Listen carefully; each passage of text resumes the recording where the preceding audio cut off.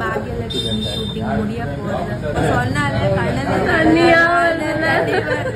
நம்ம கடைசியா கேரக்டர்ல போடுற அவுட்ஃபிட்ஸ் இதுதான். ஜெனி, அமிர்தா, இனியா ஒன்னா நாங்க எல்லாம் ஷார்ட் கம்ப்ளீட் பண்றோம். ஷார்ட் சின்ன திரையில் பிரைம் டைமில் கடந்த 5 வருடங்களுக்கு மேலே ஒளிபரப்பாகிட்டு வர சீரியல் தான் பாக்யலட்சுமி சீரியல். ஃபேன்ஸ் மத்தியில் அமோகமான வரவேற்பு பெற்று வெற்றிகரமாக ஓடிட்டு வந்த இந்த சீரியல் இப்போ முடிவுக்கு வந்திருக்கு.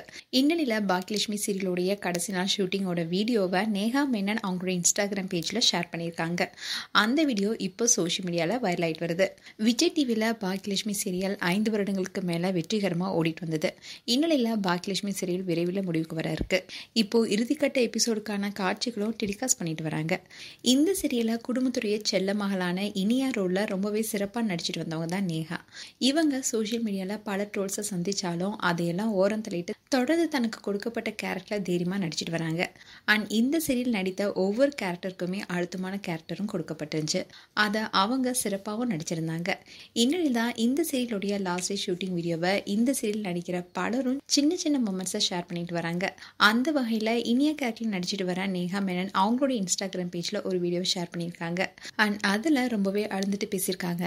அதோட என்னால் மறக்க முடியாத வீடு, எனக்கு பல மகிழ்ச்சிகள் இந்த வீடு கொடுத்துருக்குன்னு சொல்லியிருக்காங்க. அண்ட் பாக்கிய கேரக்டர் நடிக்கிற சுஜித்ரா, பாக்யலட்சுமி சீரியல் முடிதுன்னு சொன்னாவே எங்களுக்கு கண்ணில் தனியாக வருதுன்னு இதுதான் நாங்கள் எல்லாரும் சேர்ந்து நினைக்கிற கடைசி ஷாட்னு சொல்லியிருக்காங்க. அது மட்டும் இல்லாமல் எல்லாருமே கண் கலங்குறாங்க. இனியா ரொம்ப மனம் முடிஞ்சு அழறாங்க. இப்போ இந்த வீடியோ வைரல் ஆகிட்டு வருது. மேலும் பாக்யலட்சுமி சீரியல் குறித்து உங்களுடைய கருத்துக்களை கமெண்ட் செக்ஷன் சொல்லுங்கள்.